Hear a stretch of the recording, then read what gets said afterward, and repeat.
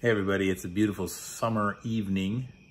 It's gotten dark and the crickets are singing. I'm guessing you can hear them in this video right out my window. They're quite loud actually. And I was hearing something recently about crickets. I was reading it in a book, I think, that the sounds that they make actually help hold a frequency needed on Earth to maintain the electromagnetic field, if you will. So I love the sound of crickets. I do believe there is a purpose to their singing. But that's not what I was gonna speak about tonight in this short video. A message has been coming to my mind over and over and over again. And so I decided I would post it on Facebook, and it is from an ancient text, having read many different scriptures or scripts that program our mind, our mental state, whether it be the Bible, the Quran, the Bhagavad Gita, the Vedas, lots of different ancient texts that help us make sense of the world. And of course, having grown up primarily in a Christian organization, I spent many hours reading and studying the Holy Bible, and primarily the King James Version of the Holy Bible, while in college, that is.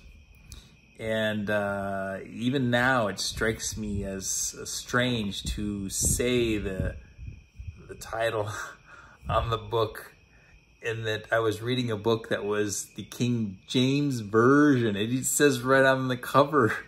Why would I read something that was the version written and authorized by King James? Anyway, that's a whole nother story for another video. But there's a lot of wisdom in that book, regardless of which translation you choose, or maybe go back in time and choose a translation further back, before things were edited and things were added, etc. But there's a message in there for us that, lots of messages, but one that keeps coming to mind is written in the book of Ephesians, chapter 6 and verse 12. There's more before and after that, but it says that our struggle, I'll paraphrase here, our struggle is not against flesh and blood, but against rulers, against authorities, and against the powers of this dark world. And never in my life prior to today has that message been more accurate, been more clear, been more powerful in its resonance of what is happening on Earth today. And so I just wanted to share it and ask that we think about it, and then what can we do about it? That's the key. We can definitely do something about it, because we the people have the power, and yet we are wrestling, we are struggling against extreme darkness, extreme control, and this idea that a government exists at all, or is even needed on Earth to the extreme level that it is currently functioning, is rather bizarre. But if you break down the word government, govern means to control, and ment means mental or mind. And so there's a lot of mind control happening today. And so if you put together the ancient text that warns us or suggests that we are not wrestling against, each other, we are not struggling against our fellow man, we are struggling against rulers and authorities and powers from dark forces. So it seems bleak. I don't mean to be discouraging to anyone. But if we acknowledge it, and if we understand it, then we can overcome it. We can create something different. We can create a better society, a different society. We the citizens can take control, can take charge, and change the course of action, change the trajectory of that which is happening on Earth today. So there is a light, there is a positivity, there is a beauty, there is a lot of goodness.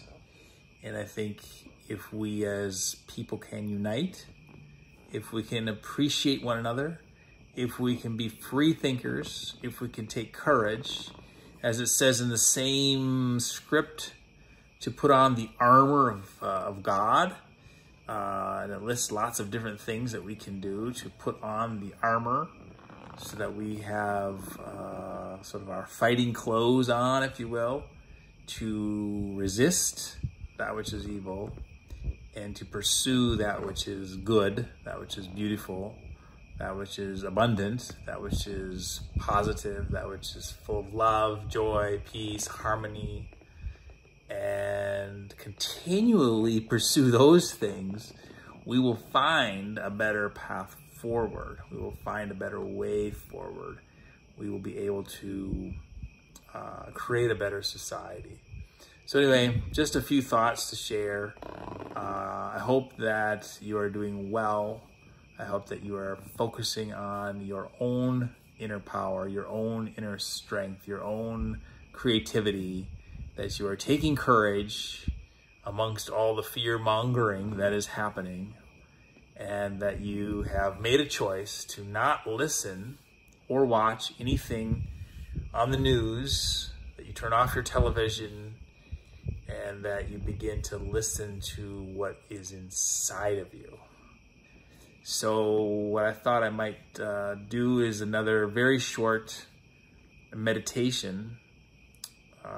Like in my last video, we were outside and I was suggesting 1 minute. So how about we up the ante tonight and we go for 2 minutes.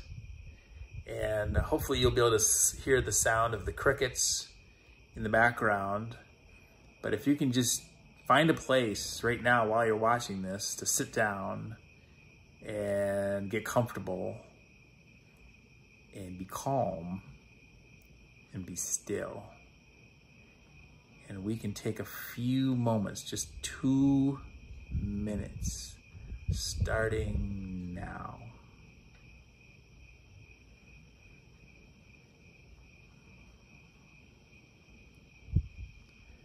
If you close your eyes and just feel the darkness, feel the stillness, and then breathe very slowly in and out your nose, taking long breaths, slow breaths, and just feel the stillness.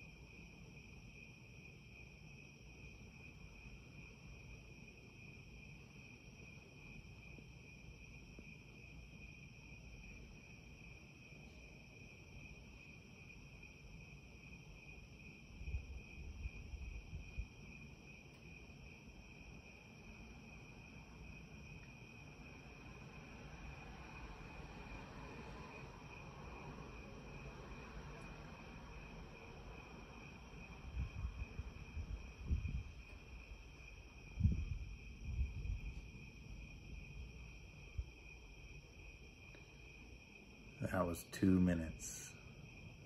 2 minutes of silent, calm breath with the very lovely sound of the crickets. I hope you can hear them.